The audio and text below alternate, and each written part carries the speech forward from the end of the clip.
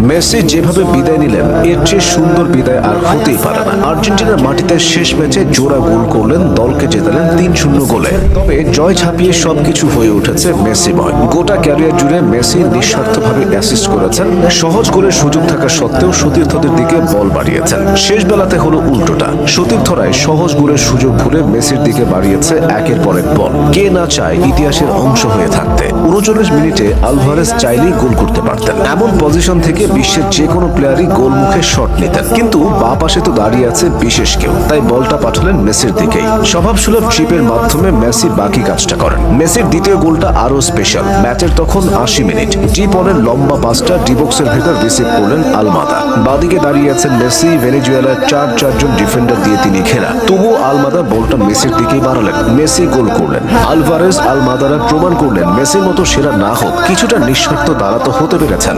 ২০০৭ সালের ১৮ এপ্রিল, আজ থেকে ঠিক ৬৭১৫ দিন আগে আর্জেন্টিনার মাটিতে আর্জেন্টিনার জার্সিতে মেসি প্রথম ম্যাচটা খেলেছিলেন। মেসি তখন ১৯ বছরের তাগড়া যুবক।